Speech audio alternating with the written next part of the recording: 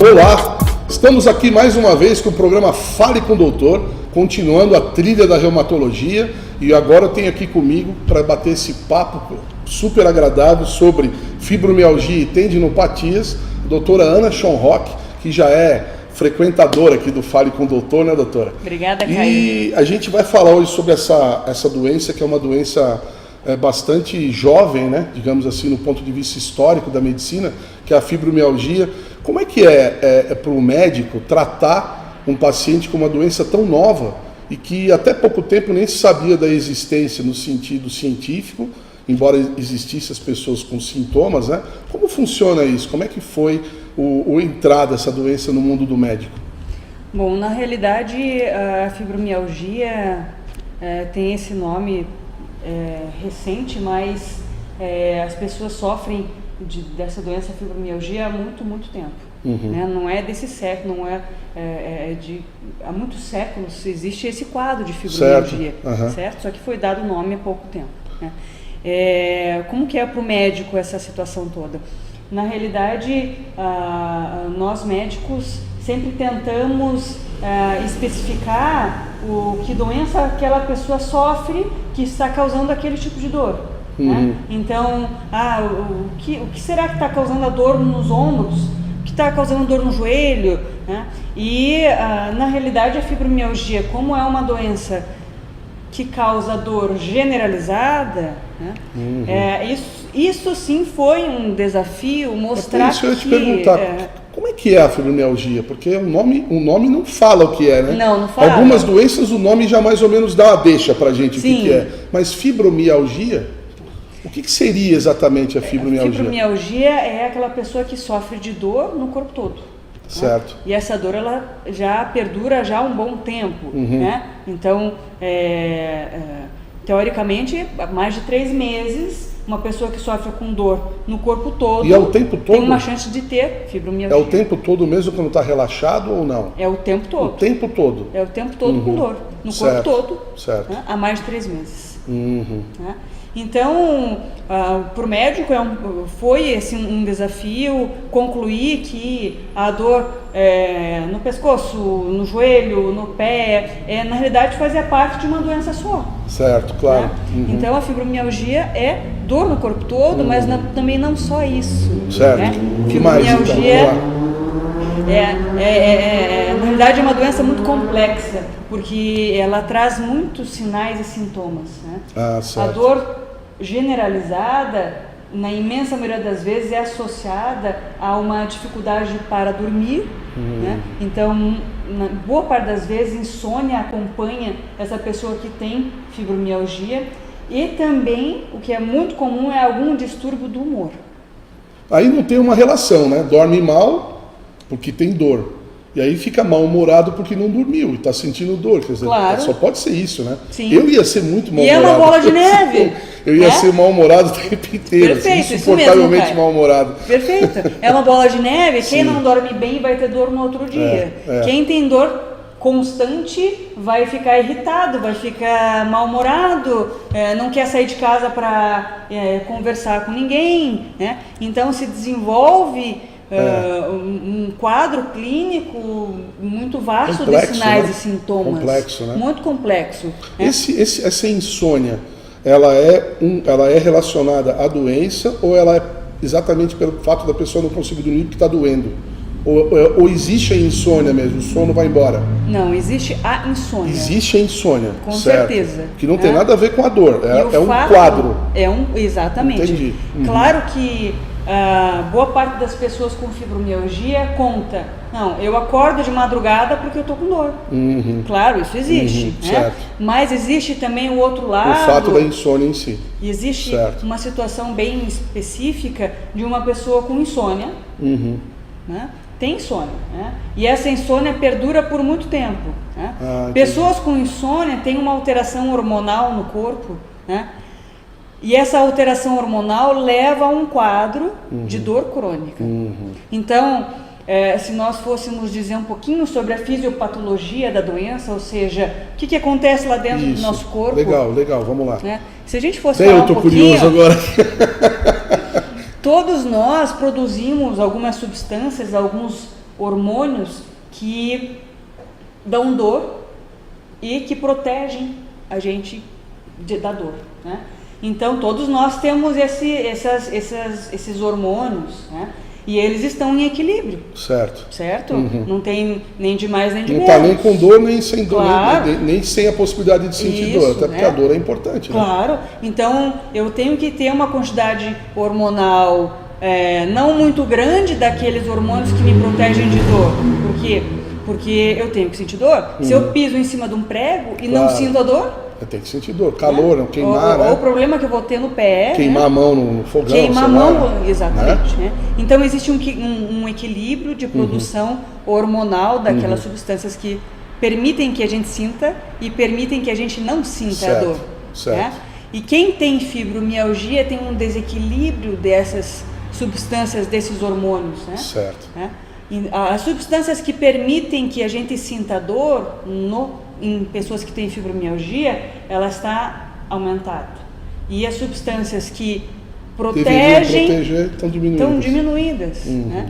Então, o quadro dentro do nosso corpo de quem tem fibromialgia gira em torno dessa alteração hormonal. Né? Eu fico imaginando quanto o sistema nervoso fica trabalhando para tentar buscar esse equilíbrio. Deve ser uma coisa maluca, né? É uma coisa complexa. Que talvez até, se fosse investigar e a neurociência, chegasse no motivo da insônia, até, né? De tanto que o organismo fica trabalhando, o cérebro tentando ajudar a arrumar aquele quebra-cabeça ali e acaba. Exato. Acaba acontecendo distúrbios, né? Como o distúrbio do sono, por exemplo. Então isso é um pouquinho da fisiopatologia, né? A fisiopatologia da fibromialgia é muito complexa. Muito complexa. Né? A insônia, simplesmente, quem não tem dor, se a insônia for persistente, durar por muito tempo, né? A pessoa ela tem uma chance de ter fibromialgia pela insônia. Olha só que interessante. Justamente por conta do distúrbio hormonal. Né? Então, quando a gente dorme, existe muita produção de substâncias que são naturais. Né? Então, quem tem insônia... O sono é extremamente necessário, né? Exatamente. Então, se você me perguntou, mas a pessoa acorda de madrugada porque tem dor ou não? Né?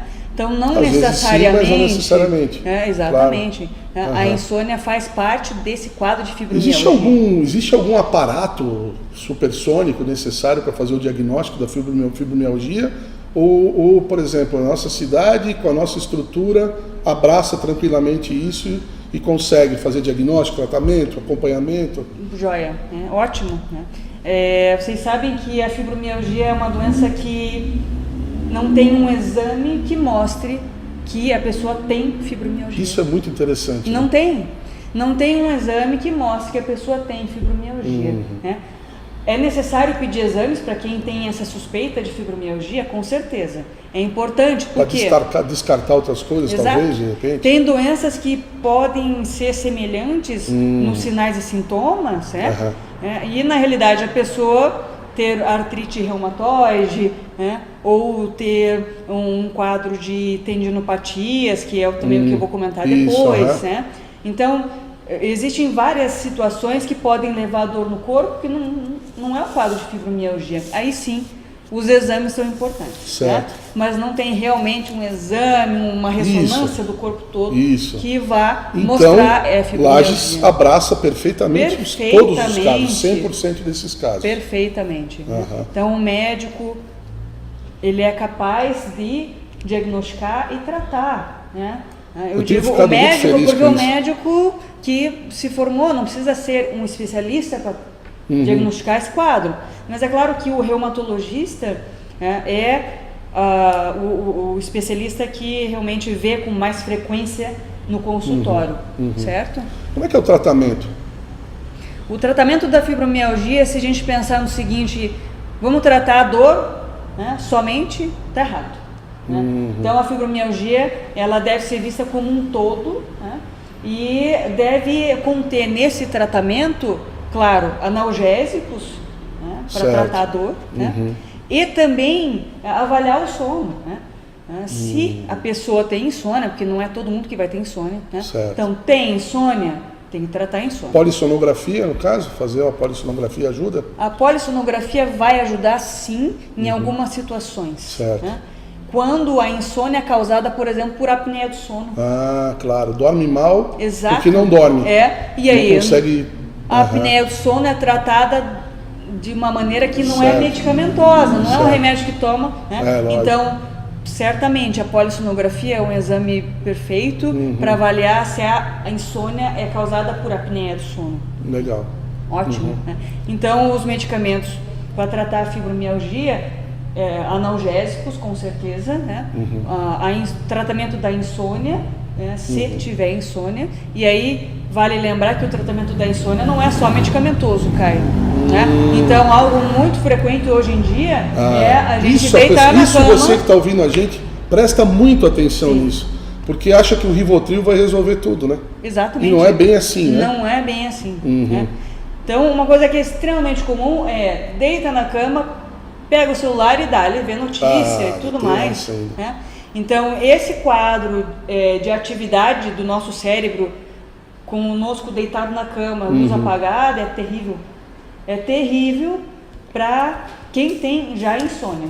Né? Então, é claro que existe o que a gente chama de higiene do sono. Essa higiene do sono tem que ter, né? Tem que ter um quarto escuro, não pode ter som. Televisão não ter ligado. Não pode ter televisão no quarto.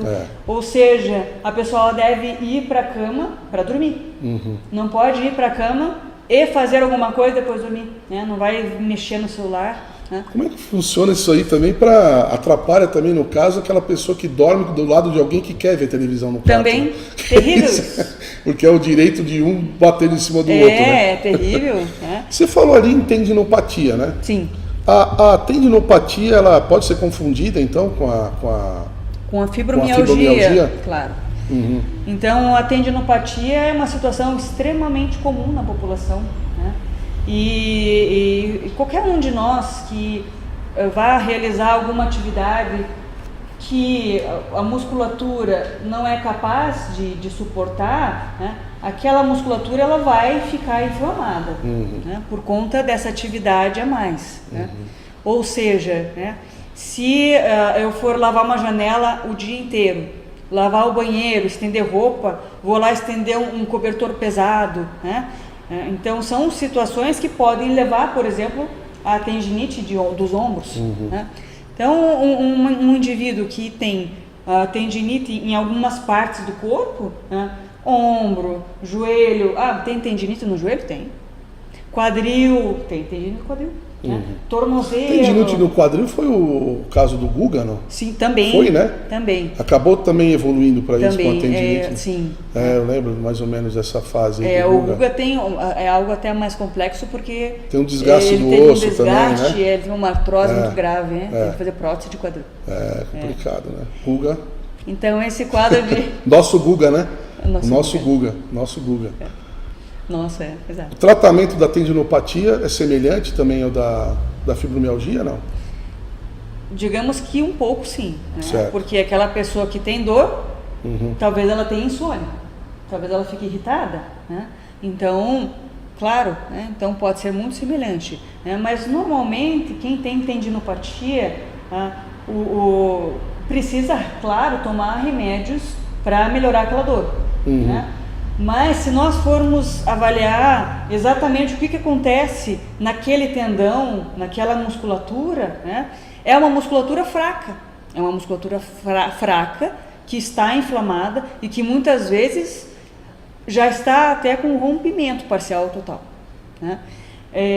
O tratamento depende desse entendimento, sabe? Então é importante que a pessoa que tem essas tendinites entenda que o tratamento não é simplesmente tomar um remédio por alguns dias e pronto, né?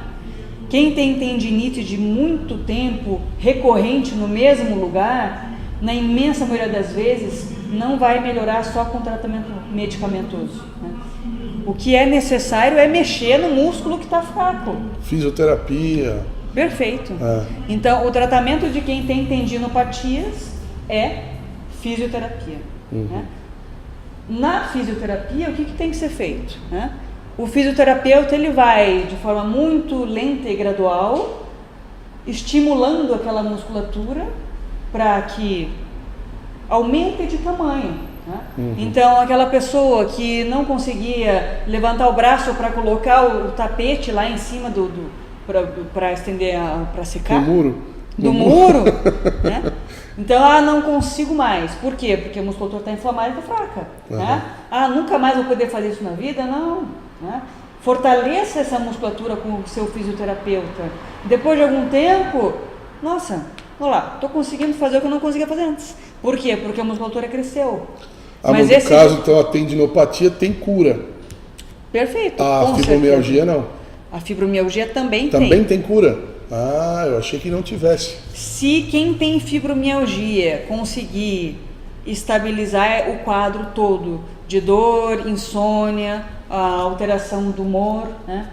Se conseguir estabilizar toda essa situação, claro que quem tem fibromialgia pode ser curado. E uma grande questão importante no tratamento da fibromialgia é que a pessoa não pode depender só de medicações, sabe? Não pode. Por quê? Veja, a fibromialgia é uma doença que está sendo causada por uma alteração hormonal. As glândulas do corpo daquela pessoa não conseguem produzir de forma adequada. Então, o correto seria produza de novo de forma adequada. E para isso, né, o estímulo para as glândulas produzirem de forma adequada é o exercício físico. Então, quem tem fibromialgia e tomar remédio simplesmente para tratar a fibromialgia, não vai, provavelmente, nunca melhorar daquele quadro. Né? Então, realmente, a fibromialgia pode ser tratada de forma medicamentosa, mas toda pessoa com fibromialgia precisa fazer exercício físico. E eu entendo essa dificuldade porque, para quem não tem dor, é difícil sair caminhar na rua, né? Esse hábito. Então, quem tem dor, é muito difícil. Né? Mas a pessoa com fibromialgia, é importante que ela entenda o porquê dessa importância do exercício físico. Que ela entenda que o exercício físico regular vai estimular aquelas glândulas a produzir o hormônio que ela precisa que seja produzido. Né? E esse exercício físico, ele pode ser muito gradual. Né? Não precisa que aquela pessoa vá lá e comece a caminhar 1 hora todo dia. Não. Né? Comece a caminhar 10 minutos todo dia. Na segunda semana, 15 minutos. Né? E que seja diária essa caminhada. Né? Então deve ser algo regular e muito frequente, né? E não 2 vezes na semana. Então, diariamente eu vou caminhar 5 minutos, na outra semana 10, na outra semana 15. Né? Depois de 4 meses, 6 meses, ela está caminhando 1 hora todo dia. E a endorfina deve ajudar muito também, né? Perfeito, a endorfina é um desses hormônios que protege a pessoa que vai ser liberada com exercício físico. E quanto mais sono, exercício aeróbico, isso é interessante, que não é a musculação, né? Então não é isso, é o exercício aeróbico que vai ajudar muito a estabilização desses hormônios, né? Seja individualizado, não gosto de caminhar na rua, não tem problema, né? Anda de bicicleta ou faça dança, a hidroginástica é perfeita, mas contanto que seja de forma gradual. Sempre, né? Eu sugiro, quer fazer hidro? Ninguém pode virar atleta de um dia para o outro, nem deve, né? Eu quero fazer hidro, a pessoa fala para mim, joia, faz hidro, mas entre na piscina e diga para o paciente, diga para o professor, veja, no começo eu só vou andar, eu não vou pular igual todos estão fazendo. Aos poucos... O exercício tem que ser bem extenuante, justamente para alcançar esse nível, né? E estabilizar o nível hormonal. Dessa maneira, depois de um tempo, a pessoa não usa mais remédio para fibromialgia. Que beleza. E ela controla a doença só com exercício físico. Alimentação correta, bom sono, exercício físico, rotina de vida saudável, né? Exato. Acaba sendo o tratamento, viver plenamente. Exato. Né? Eu quero, antes de encerrar, dizer, é sempre encantador, né? Estar com essa médica, porque Obrigada, é um poço de conhecimento e uma didática, uma tranquilidade de explicar coisas extremamente complexas de uma maneira extremamente compreensível. E é sempre um prazer conversar contigo. Muito obrigado mais uma vez, Caio, por ter vindo aqui ao Fale com o Doutor. Você certamente adorou essa conversa e a gente vai ficando por aqui. Muito obrigado, doutora Ana Schonrock, Obrigado Obrigada você a que assistiu. E aguarde o próximo, vai ter mais um bate-papo ainda na trilha da reumatologia. Obrigado, até o próximo vídeo. Tchau, tchau.